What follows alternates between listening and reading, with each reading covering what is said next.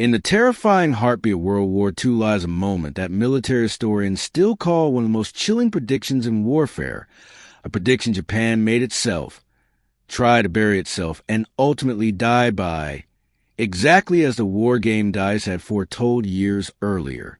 In the late 1930s, as the Imperial Japanese Navy was rapidly growing in strength and expanding its influence across Asia, Japanese admirals organized a massive war game, a strategic simulation designed to model a potential clash with the United States and its allies. The goal was simple: identify weaknesses before the war began, estimate future losses, and develop a strategy that would make Japan an unstoppable force in the Pacific.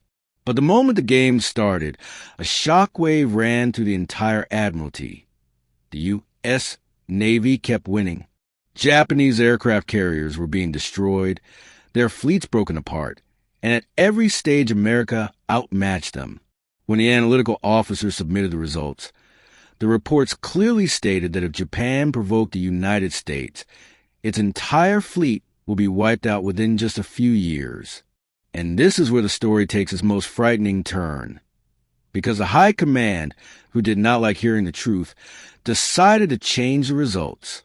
Rules were rewritten on the spot. Destroyed ships were revived. Sunk aircraft carriers were dismissed as simulation errors and put back into game, and American victories were labeled exaggerations. By the end of the report, the official conclusion stated that Japan would easily crush the United States. This was the greatest rigging in Japanese military history, and it would later cost hundreds of thousands of lives. The war games had clearly shown that if Japan attacked Pearl Harbor, it would gain an early advantage. But within a few years, America's massive industrial power would overturn the entire Pacific. Yet the admirals rejected the analysis, calling it harmful to national morale. Then came 1941. Japan entered the war, and just as the war games predicted, the early strike was successful, but soon the United States awakened in full force. Then came the Battle of Midway, and everything that had happened in the simulations began to unfold in reality. Japanese pilots watched in disbelief as their aircraft carriers were destroyed one after another, exactly as the dice rolls had shown. The pride of the Imperial Navy collapsed with every explosion, and unbelievably, the Americans attacked the very vulnerabilities that the war game had exposed years earlier. After Midway, every major battle in the Pacific followed the script of those original predictions.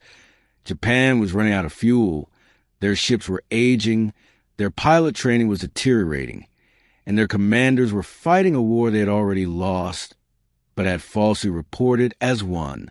By 1945, when Japan's last fleet was finally destroyed, several retired officers admitted, "We lost the war in 1940.